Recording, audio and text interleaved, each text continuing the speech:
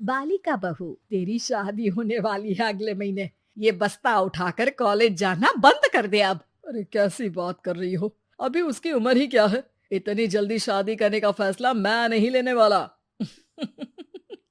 फैसला लेने के लिए तुम्हें कहा किसने है? अरे मैंने कह दी शादी है तो है अगले महीने।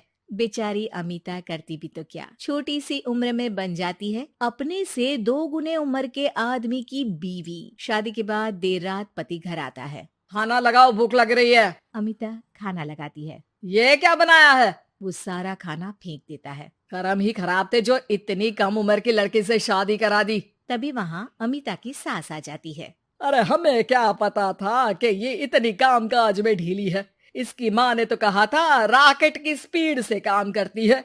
अमिता को आए दिन ससुराल में ताने, गालियां और कभी कभी तो मार भी पड़ती। सुन जा, अपनी माँ को बोल 50,000 रुपए भेजे, फ्री में नहीं रखना है तुझे। अरे मेरी एक आंख का ऑपरेशन भी तो करवाना है। अमिता को सास घर से निकाल देती है। अमिता परेशान होकर मायके की ओर जाती है। वो घर तो पहुंचती है लेकिन वहाँ ताला लगा है। अरे अमिता बेटी, क्या हाल बना रखा है तेरे पति ने? कहाँ है वो? अमिता पड़ोसी के सामने रोने लगती है। मुझे नहीं जाना उस घर में चाची। मेरे मम्मी पापा कहाँ है? उन लोगों ने तो ये मकान छोड़ दिया बिटिया। वो लोग तो कहीं और शहर चले गए। तुझे नहीं बताया? अमिता जोर जोर से रोने लगती है। नहीं बताया। ये क्या कर गए माँ पिताजी मेरे साथ। मेरी जिंदगी तो नर्क से भी खराब है। अब मैं क्या करूं?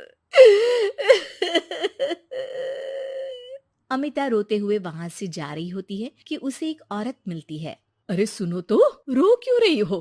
तो क्या करूं? हंसू? अमिता उस औरत को अपनी सारी कहानी बताती है। देखो, मेरा सिलाई का काम है। अगर तुम चाहो तो मेरे साथ ये काम कर सकती हो। बदले में मैं तुम्हें रहने की जगह, खाना और 1 दिन का 100 रुपया भी दूंगी।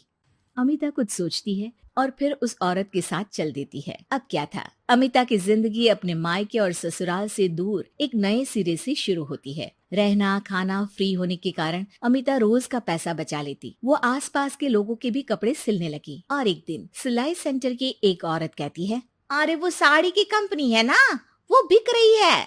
पास बैठी अमिता सारी बात सुन रही थी। हाँ हाँ, बिक तो रही है, लेकिन उस बंद पड़ी मनहूस कंपनी को खरीदेगा कौन? तभी तो इतनी सस्ती बिक रही है, लेकिन कोई खरीदार नहीं है फिर भी। कितने की बिक रही है? अरे पूरे 5 लाख में मशीनों के साथ। लेकिन यहाँ कोई लेबर काम नहीं करेगा। पुराने मालिक ने किसी को पैसे ही नहीं दिए। उन लोगों ने कहा है कि जो नया मालिक आएगा वो लोगों को पैसा देगा। 5 लाख। अमिता घर आती है और अपने पैसे गिनती है। पूरे 3 लाख। अमिता सिलाई सेंटर वाली उस औरत के पास जाकर कहती है, चाची, मैंने इतने साल की कमाई में ये पैसे जमा किए हैं। पूरे 3 लाख है। वो बंद साड़ी की फैक्ट्री मैं खरीदना चाहती हूँ। अरे अमिता, पागल हो गई हो क्या? वो 5 लाख की बंद मनहूस फैक्ट्री खरीदेगी, फिर लेबर का बकाया पैसा देगी, और वो फैक्ट्री चलेगी कि नहीं ये भी कोई नहीं जानता। लेकिन अमिता नहीं मानती। वो उस औरत से कहती है कि वो उस फैक्ट्री को खरीदना चाहती है और खरीद कर ही रहेगी। औरत भी अमिता की मदद कर देती है और फिर अमिता के नाम एक साड़ी फैक्ट्री हो जाती है। शुभारंभ वाले दिन अमिता लेबर से कहती है, मैं इस फैक्ट्री को दोबारा खड़ी करना चाहती हूँ। आप लोग इसमें माहिर हैं। मैं नहीं जानती कि पहले वाला मालिक के काम करने का क्या तरीका था, लेकिन मैं अपनी योजनाओं के साथ आई हूँ। मेरे पास आप लोगों को देने के लिए अभी तो पैसे नहीं है, लेकिन मैं वादा करती हूँ 3 महीने में आप लोगों के पैसे ब्याज सहित आप लोगों को दे दूंगी। और ये क्या बात होती है? हम सारा दिन फिर से काम करें और पैसे ना मिले तो हम खाएंगे क्या? सिर्फ 3 महीने की बात है। वैसे भी आप लोग बिना काम के यहाँ नए मालिक के इंतजार में बैठे ही थे। मैं काम करना चाहती हूँ और 3 महीने में सारे पैसे देने का वादा भी करती हूँ। लेबर आपस में सलाह करते हैं और अमिता की बात मान लेते हैं। सिलाई सेंटर से मशीन, सिलाई और कपड़े के ज्ञान में माहिर हो चुकी अमिता सभी के साथ मिलकर खुद काम करती। शहर और दूसरे शहरों में घूम घूम कर साड़ी का डिजाइन दिखाती और ऑर्डर लेती। अमिता को कई जगह से ऑर्डर आ जाते हैं। कई लोग उसके काम को सराहते तो कई आलोचना भी करते।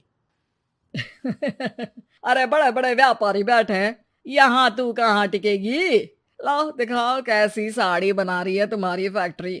अमिता उन लोगों को साड़ी के डिजाइन दिखाती है कि तभी वहाँ व्यापारी की बीवी आ जाती है। हाय रे, कितनी प्यारी साड़ी है ये। बड़ी महंगी लगती है। मेरे लिए ले लो ना जी, और हाँ, अपनी दुकान में भी रख लो इसे, बहुत बिकेगी मैं कहती हूँ। अमिता मुस्कुराती है। अरे सेठ जी, बड़े बड़े व्यापारियों से नहीं, पर अच्छी डिजाइन और क्वालिटी से बाजार में चलती है। अब बताओ कितने का ऑर्डर है आपका? धीरे धीरे अमिता का आत्मविश्वास और बढ़ता है। बड़े बड़े ऑर्डर्स के लिए वो खुद लेबर्स के साथ मिलकर सारा दिन सारी रात काम करती, और फिर वो दिन भी आ जाता है जब अमिता को लेबर को पैसे देने होते हैं। मैं आप लोगों से 3 महीने बाद आज के दिन ये बात करना चाहती हूँ कि मैंने जितने पैसे देने की आपसे बात की थी उतने मैं नहीं दे सकती। हम लोग जानते थे कि, पर आपकी कंपनी तो फायदे में है, फिर हमारे पैसे क्यों नहीं देंगी? मतलब आप लोगों के बकाया पैसे, ये 3 महीने के पैसे और ब्याज के साथ मैं आप लोगों को 10% का मुनाफा भी दूंगी। सभी खुश हो जाते हैं। मेरा कोई परिवार नहीं है, लेकिन दिन रात आप लोगों के साथ काम करके मुझे आप लोगों में ही अपना परिवार दिखता है।